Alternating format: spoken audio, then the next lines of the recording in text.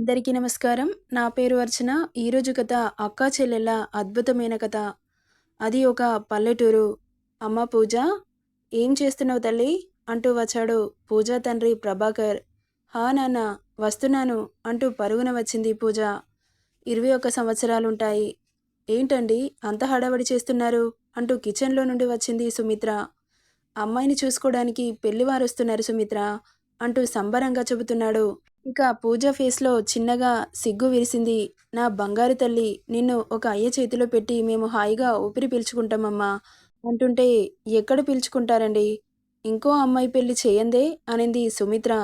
తనకేంటే చిన్నపిల్ల, ఇంకా చాలా టైముంది దాని పెళ్ళికి అంటుంటే, నాన్నా అంటూ స్కూల్ నుండి వచ్చింది సిరి.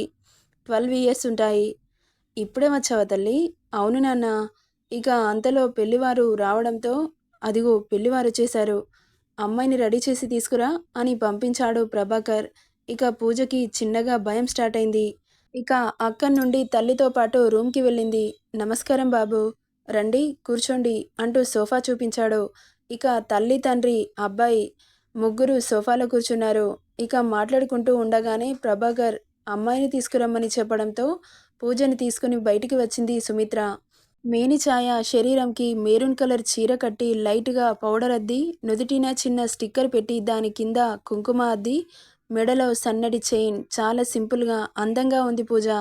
ఇక కళ్ళు కిందకి దించి ఒక్కో అడుగు వేసుకుంటూ వచ్చి అబ్బాయి వాళ్ళకి కాఫీ ఇచ్చి కూర్చుంది. అబ్బాయి శ్రీకర్. అతనికి చాలా నచ్చింది. పూజ, ఇతనే అమ్మా అబ్బాయి, తలెత్తి చూడు అన్నాడు ప్రభాకర్. మెల్లగా తలెత్తి చూసింది. మరీ అంత నల్లగా లేడు, చామన ఛాయ. అతని ముఖం కళగా ఉంది, చూడ్డానికి బావున్నాడు అనిపించింది ఆమెకి. ఇక ఇద్దరు ఒకరికొకరు నచ్చడంతో పెళ్లి ముహూర్తాలు పెట్టించాడు ప్రభాకర్. ఇక పెళ్లి కూడా త్వరగానే వచ్చింది. పెళ్లి పనులు త్వరగానే పూర్తయ్యాయి. ఇక పెళ్లి రోజు కూడా రానే వచ్చింది. ప్రభాకర్‌కి ఉన్నంతలో ఆడంబరంగా కాకపోయినా అతని స్తోమతలో పెళ్లి జరిపించాడు. ఇక ఎప్పుడూ తల్లిదండ్రులతో ఉండే పూజ ఇప్పటి నుండి తన భర్త శ్రీకర్‌తో ఉండాలి అంటే ఆ ఊహ ఎందుకో భయం వేస్తుంది. పూజ చాలా అమాయకురాలు, చాలా మంచి మనస్తత్వం. ఒకరికి హాని చేసే మనస్తత్వం కాదు.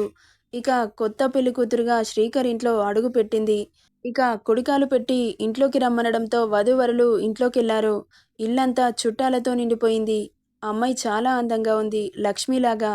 ఆ అందం, ఆ గుణం చక్కగా అమర్చాడు ఆ దేవుడు. పెళ్లి పనులు ఎక్కడివక్కడ పూర్తవడంతో చుట్టాలందరూ వెళ్ళిపోయారు. ఆ రోజు మొదటి రాత్రి. కొత్తగా వెళ్ళిన ఇంట్లో కలవలేకపోతుంది పూజ. ఎందుకో భయం. కొత్త మనుషులు, కొత్త మనస్తత్వాలు. ఎవరు ఎలాంటి వారో తెలీదు. కాబట్టి మౌనాన్ని ఆశ్రయించింది. పాల గ్లాస్‌తో రూమ్‌లో అడుగుపెట్టిన పూజ, ఆమె కోసమే ఎదురుచూస్తున్న శ్రీకర్ మల్లెపూల పరిమళానికి వెనక్కి తిరిగి చూశాడు. కట్టు, బొట్టు చూడ చక్కగా ఉంది. చిరునవ్వుతో ఆమెను చేరి సిగ్గుతో కిందకి దించిన తలని చూస్తూ చుబుకం పట్టి పైకంటూ, పెళ్ళైనప్పటి నుండి చూస్తున్నా ఏదైనా మాట్లాడతావేమో అని. ఎందుకు అంతలా భయపడుతున్నావ్? నేను మనిషినేగా అంటుంటే, అయ్యో అది కాదండి అనింది తల కిందికేసి. అదిగో మళ్ళీ నన్ను చూడు అన్నాడు. బెరుకుగా మెల్లగా కళ్ళు పైకెత్తి చూసింది. అతన్ని చక్కగా నవ్వుతూ కనబడ్డాడు. కానీ మనసులో ఏదో తెలియని అలజడి. అసలే అమాయకురాలు, అందులో మొదటి రాత్రి అంటే ఇంకా భయం ఉంటుందిగా. ఇక ఆమె చేతిలో ఉన్న పాల గ్లాస్ తీసుకొని తాగి ఆమె చేతికిచ్చాడు. ఈ పాలు ఎందుకు ఇద్దరిని పంచుకోమంటారో తెలుసా అంటుంటే, తెలీదు అన్నట్లు తల అడ్డంగా ఊపింది. ఎందుకంటే మన సంసార జీవితంలో భార్యాభర్తలు ఇద్దరు సుఖ సంతోషాలను సమానంగా పంచుకోవాలని అంటూ పాలు తాగిన పూజ పెదవులకి అంటిన పాల మీసంని చూసి చిన్నగా నవ్వుకుంటూ ఆమె మోముని 2 చేతుల్లోకి తీసుకుని నాలుకతో లిక్ చేశాడు. ఒక్కసారిగా ఒళ్ళు పులకరింతకు లోనైంది అతని నాలుక స్పర్శకి. ఇక ఆమె భుజాల మీద చెయ్యి వేసి పూల పాన్పు మీద పడుకోబెట్టి వాళ్ళ జీవితంలో మొదటి రాత్రిని ఒక మధురమైన అనుభూతిగా మార్చుకోవాలని అడ్డుగా ఉన్న వలువలని దూరం చేసి, ఇక ఆమె అరికాళ్ళ నుండి స్టార్ట్ అయిన పెదవుల ప్రయాణం ఆమె పెదవుల వరకు తీసుకొచ్చి ఆమె పెదవులతో గాఢంగా ముడివేశాడు. ఇక అతని చేతులు ఆమె ఎత్తు పల్లాలను కొలుస్తూ తొలిరేయి మాధుర్యాన్ని ఆస్వాదిస్తూ అతని ఇచ్చే పంటిగాట్లని తియ్యగా తీసుకుంటూ మొదటిసారి ఒక మగాడి స్పర్శకి ఒంట్లో ప్రకంపనలు రేగి అతడిని మొత్తంగా చుట్టేసింది పూజ. ఇక మొదట్లో ఉన్న బెరుకు భయం ఏమీ లేకుండా అలా చుట్టగానే అతడి ఫేస్లో స్మైల్ వచ్చి చేరింది. ఇంకాస్త గట్టిగా అల్లుకుపోయాడు. ఆమెని. ఈ ప్రక్రియ కొత్త కాబట్టి ఆమె శరీరం అలసటకు గురైంది. అతని కోరిక మొత్తంగా తీరనేలేదు. అయినా అతని తాపం తగ్గలేదు. నొప్పితో చిన్నగా మూలుగుతుంది. డోంట్ షౌట్ అన్నాడు కాస్త చిరాగ్గా. అతడి మాటలకి షాక్ అయింది. మొదట్లో ఎంత సున్నితంగా మాట్లాడాడు. ఇప్పుడు అతని మాటల్లో చిరాకు గమనించి చిన్నబుచ్చుకుంది మనసుని. ఇక నొప్పిని పంటి బిగువన పట్టి అతడికి సహకరించింది. కానీ ఆమె ఓపిక నశించి ఆమె బలాన్ని అంతా ఉపయోగించి గట్టిగా దూరం తోసింది. ఆమె రియాక్షన్కి విసుగ్గా చూస్తున్నాడు. ఏమైంది అన్నాడు సీరియస్ టోన్తో. ఇక నా వల్ల కాదు, ప్లీజ్ ఈరోజుకి నన్ను వదిలేసేయ్ అనింది బేలగా. ఇంకా నా కోరిక తీరనేలేదు, అప్పుడే ఏంటిది? ప్లీజ్ అండి, నా వల్ల అవ్వడం లేదు అని బ్రతిలాడుతుంటే చిరాగ్గా చూసి టవల్ చుట్టుకొని అక్కడి నుండి బయటకు వెళ్ళిపోయాడు. ఇక అతని ప్రవర్తనకి విచిత్రంగా అనిపిస్తుంటే శరీరం సహకరించక కళ్ళు మూతలు పడుతుంటే అలాగే నిద్రలోకి జారుకుంది. నెక్స్ట్ డే మార్నింగ్ శరీరం అలసిపోవడంతో మెలకువ రాలేదు. ఈ పిల్ల ఏంటి ఇంత పొద్దెక్కేదాకా పడుకుంది అంటూ గునుక్కుంటూ ఉంది పూజ అత్తగారు. ఏ పిల్ల, డోర్ తీ అంటూ డోర్ తట్టింది. ఇక మెల్లగా కళ్ళు తెరిచి చూసుకుంది. ఆమె ఒంటి మీద బట్టలేవు. ఒక్కసారిగా పక్కన ఉన్న బెడ్షీట్ కప్పుకొని మెల్లగా చీర చుట్టుకొని ఒక్కో అడుగు వేస్తుంటే ఒంట్లో ఓపిక లేక అడుగు ముందుకు సాగట్లేదు. కాళ్ళు లాగుతున్నాయి, తల తిరుగుతుంది, ఒళ్ళంతా పొలిసినట్లయింది. ఇక డోర్ దగ్గరికి వెళ్ళి ఓపెన్ చేసి చూసింది. ఏమా, ఇంటి కోడల్ని అనుకుంటున్నావా, కూతుర్ని అనుకుంటున్నావా? బారెడు పొద్దెక్కేదాకా పడుకుంటున్నావు అంటుంటే ఏం మాట్లాడాలో తెలియక సైలెంట్గా ఉంది. వెళ్ళి స్నానం చేసిరాపో, ఇంట్లో పనులు ఎవడు చేస్తాడే అని కసరగానే వెళ్ళింది వాష్రూమ్కి. ఫ్రెష్ అయి వచ్చి చీర కట్టుకుంటుండగా వెనక నుండి హత్తుకున్నాడు శ్రీకర్. రాత్రి మధ్యలోనే ఆపేశావు, ఇప్పుడు కంటిన్యూ చేస్తాను అంటూ ఆమెను ఫోర్సుగా బెడ్ మీదకి తోసేసి ఆమె మీద పడి అతడి కోరిక తీర్చుకొని వదిలాడు. అసలే ప్రాణం పోయినట్లుంది. ఇంకా ఆమె ఎనర్జీని స్ట్రా వేసి పీల్చినట్లు అయింది ఆమె పరిస్థితి. ఇక మళ్ళీ స్నానం చేసి చీర కట్టుకుని వెళ్ళేసరికి చంపేసేలాగా చూస్తూ ఉంది పూజ అత్తగారు. పూజ ఆమెను మాట్లాడించాలంటేనే భయం వేసి కిచెన్లోకి వెళ్ళి వంట చేసింది. ఇక చేసిన వంటకాలన్నీ డైనింగ్ టేబుల్పై సర్దింది. అందరూ వచ్చి కూర్చున్నారు, వడ్డించింది, తింటున్నారు. చాలా బాగుంది అంటూ మెక్కుతున్నారు. బాగుందని చెబితే నెత్తిలో ఎక్కి కూర్చుంటుందని. ఇక గిన్నెలు మొత్తం ఊడ్చేసుకొని తినేశారు. పాపం పూజకి లేకుండా.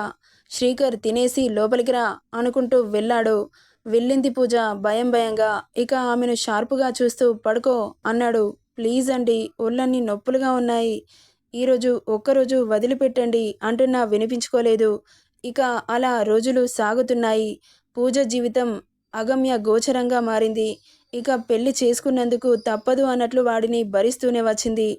అమ్మ నాన్నకు చెబితే బాధపడతారని ఏనాడు ఆమె బాధలు చెప్పుకోలేదు.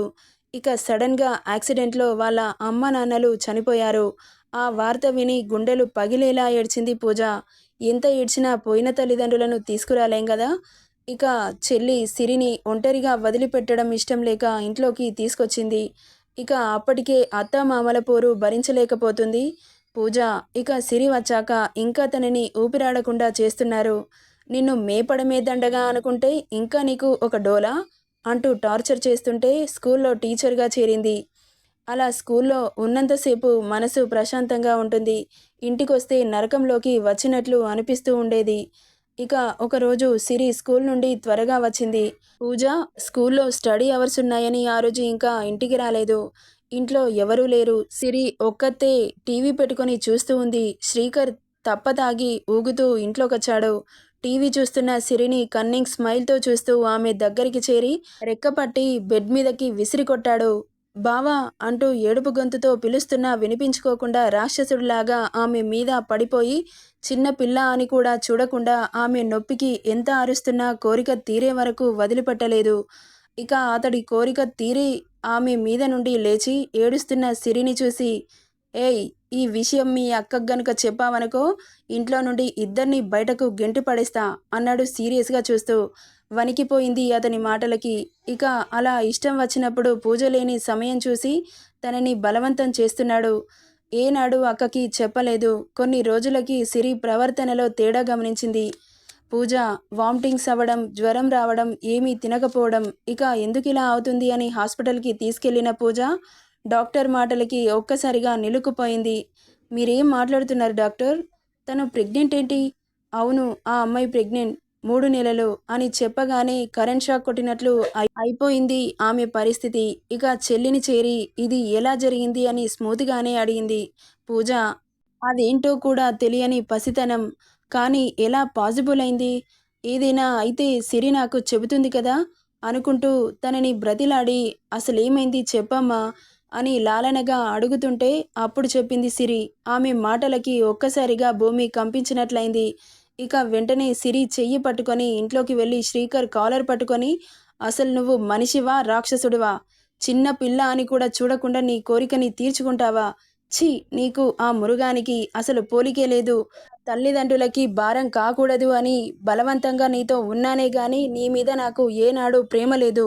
ఇప్పుడే ఈ క్షణమే నా భర్త చచ్చాడు. ఇక ఈ ఇంటికి నాకు ఎలాంటి సంబంధం లేదు" అని తాళి తీసి విసిరి వాడి మొఖాన కొట్టి ఇంట్లో నుండి చెల్లిని తీసుకొని వెళ్ళిపోయింది పూజ. ఇక ఎక్కడో మారుమూల గ్రామానికి వెళ్ళి తలదాచుకున్నారు.